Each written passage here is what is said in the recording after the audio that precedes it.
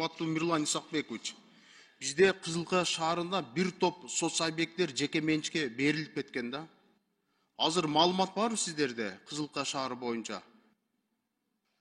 Мамлекетке кайтарып алуу боюнча соц объекттер.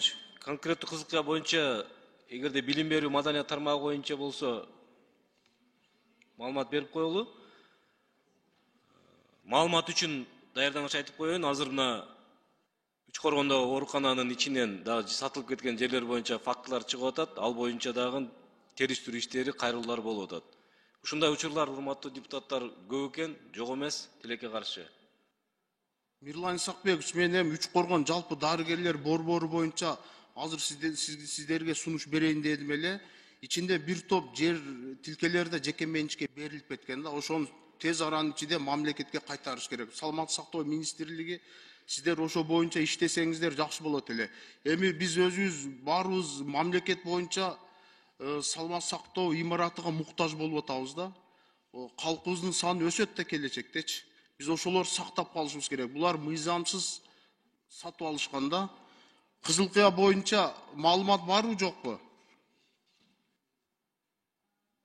Так, бизде Кызылкая шаарында жалпы 2 имарат кайтарыла элек да. Бирөөсүндө шаардык сот отурат, а бирөөсүндө болсо мектеп жайгашкан да. Жок, сиз аларды айтпаңыз. Соц объекттерди жеке менчикке өткөрүп алган фактылар бар да. Бул Шахт управление деген фирма бар.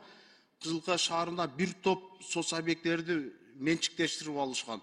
Ошол учурда ДОЦ бар, музыкалык окуу мектеби.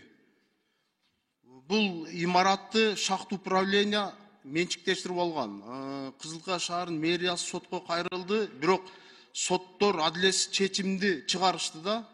Прокуратура мыйзамды жакшы көзөмөлдөгөн эмес. Эми эмне болот тагдыр? Биз кайрылсак болобу жаңы жагдайлар менен? Бул соц объектке кирет да. Музыкалык окуу жай, ДОЦ.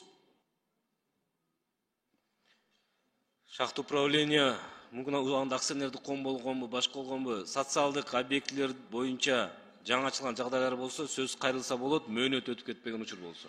Бул эми ДОЦ, детский оздоровительный центр, музыкалык окуу жай, ошол жерге жайгашканда бул кандай болот? Соц объектке киреби же бул жөн эле бир жеке менчиктин зданиясына кирип калабы?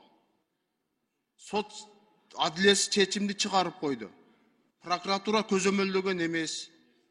Кандай болот? Прокуратура ушуга жооп берип коюңчу, сиздер кайрылсаңыздар болобу? Башкы прокурордун орун басары Үмүткан Нургазиевна, эгерде жаңы ачылган жагдай боюнча негиз болсо, сөзсүз түрдө кайрылганга укугубуз бар. Биз бул эмени жазып алдык, териштирүүнү сөзсүз түрдө уюштуруп, анан сизге катышат. Сиз ушул ДОЦ боюнча жазып алыңыз Кызылкая шаарында. Ушу боюнча тапшырма бериңиздер облус прокуратурага, городдун прокуроруга. Ушу боюнча иштеп, эми муну мамлекетке биз кайтарыбыз керек да. Элибиз муктаж болуп атат. Ошол жерде окуучулар билим алат эле, баарын кууп чыгарып беришти. Жазып алдык, сизге жазыш түрүндө маалымат беребиз.